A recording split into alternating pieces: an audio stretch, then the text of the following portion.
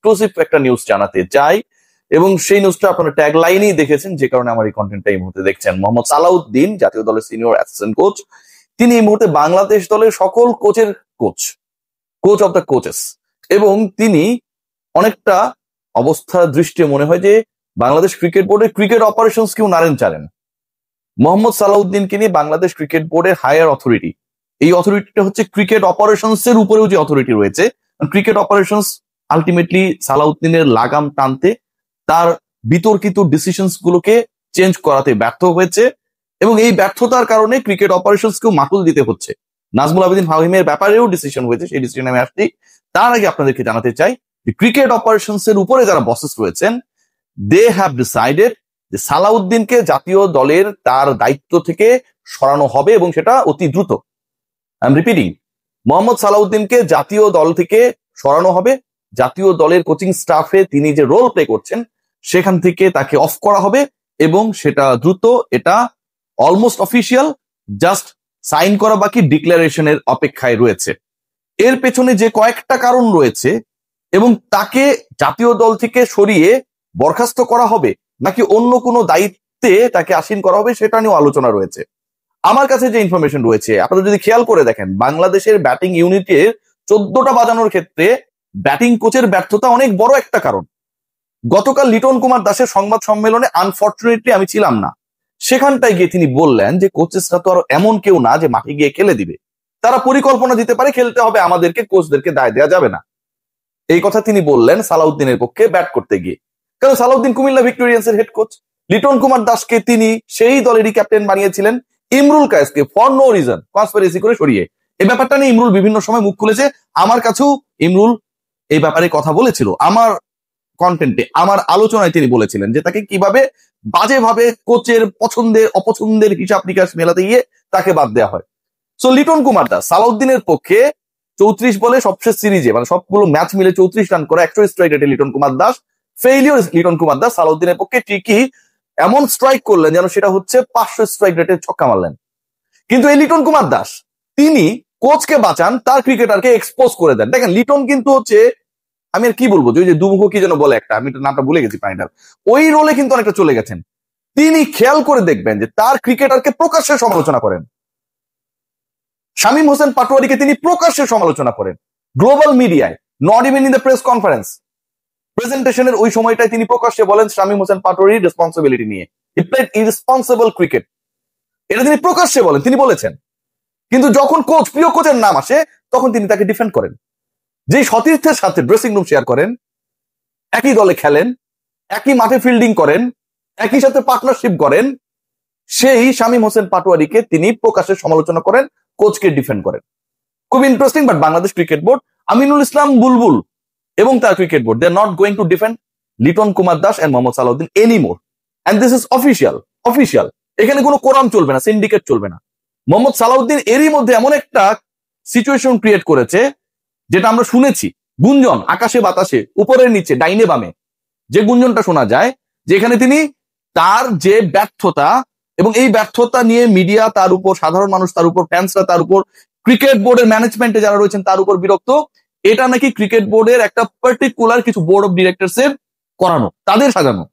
নিজের ব্যর্থতার দায়টাকে তিনি এভাবেও ন্যারেট করার চেষ্টা করেছেন। আশরাফুলের আলোচনা কোচ হিসেবে যখন এসেছে, তখনও নাকি ওই বোর্ড অফ ডিরেক্টরসরা কোথা থেকে এসেছেন, তাদের অরিজিন কি, আশরাফুলের সাথে তাদের সম্পর্ক ভালো দেখেই আশরাফুলের আলোচনাটিকে লাইভ করা হচ্ছে, সালাউদ্দিনকে হটানোর পরিকল্পনা করা হচ্ছে।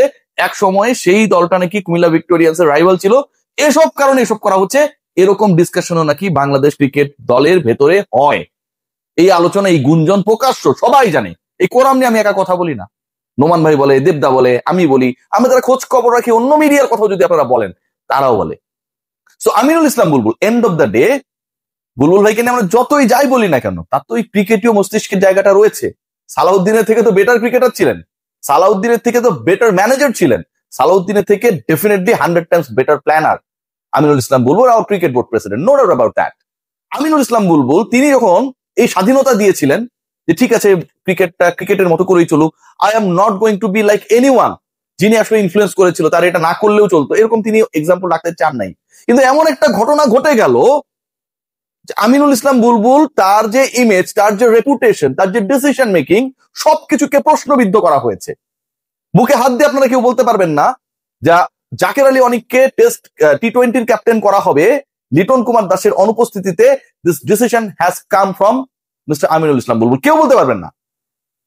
নিজেদের মতো করে এই সিদ্ধান্ত গ্রহণ করা হয়েছে। আমি যতটুকু খোঁজ পেয়েছি, আমিনুল ইসলাম বুলবুল বাংলাদেশ ক্রিকেটের স্বার্থে এই অটোক্রেটিক ওয়েতে যেভাবে জাতীয় দল বাজেভাবে ন্যারেট হচ্ছে, বিতর্কিত হচ্ছে, জাতীয় দল প্রশ্নবিদ্ধ হচ্ছে, সিন্ডিকেটবাদীর শিকার হচ্ছে, কোরামের শিকার হচ্ছে, সেটাকে বন্ধ করার স্টেপ নিয়েছেন উইদাউট হ্যাভিং এনি, কি বলবো, ডিপেন্ডেন্সি থাকে না যে আমি ক্রিকেট অপারেশনস চেয়ারম্যানের উপর ডিপেন্ড করে সিদ্ধান্ত নিলাম। No, he is now playing attacking cricket.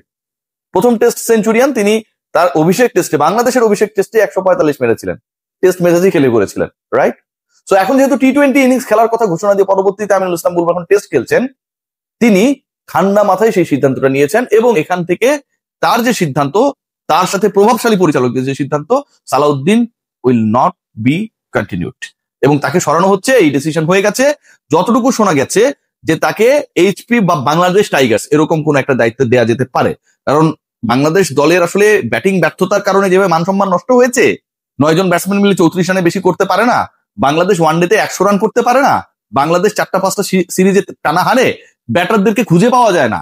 আজকে পাইপলাইন নিয়ে নাজমুল আবেদিন ফাহিম কথা বলেছেন যে আমরা ঘুরিয়ে ফিরিয়ে খেলাতে চাই, আপনার কাছে ক্রিকেটার নেই।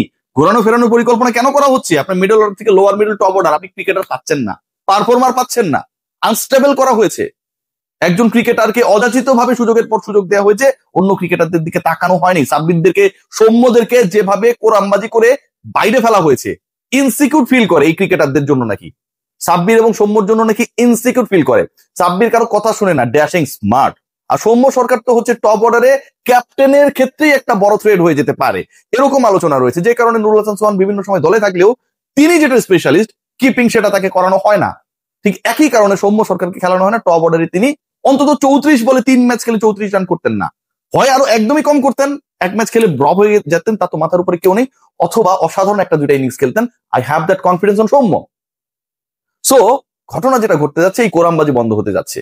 এবং একই সাথে এটাও আলোচনায় যে সালাউদ্দিন বাংলাদেশ জাতীয় দলের সিনিয়র অ্যাসিস্ট্যান্ট কোচের রোল থেকে যখন তাকে সরিয়ে দেওয়া হবে, খুব দ্রুত এই ডিসিশনটা আসছে, সিরিয়াসলি বলছি, তখন সালাউদ্দিন এই যে ইয়ারলি অ্যারাউন্ড 1 crore ড্র করছেন, মানে এটারও তিনি যোগ্য কিনা। তাসকিনকে নিয়ে অনেকে প্রশ্ন করেছে যে খারাপ পারফরমেন্স করেছে, মাস গেলে 10 লাখ টাকা বেতন পায়, পারফরমেন্স খারাপ হলে প্রশ্ন আসবে। কিন্তু তাসকিনকে নিয়ে আমরা জানি যে তাসকিন কামব্যাক করবে, করেছে বিভিন্ন সময়, বাংলাদেশকে জিতিয়েছে।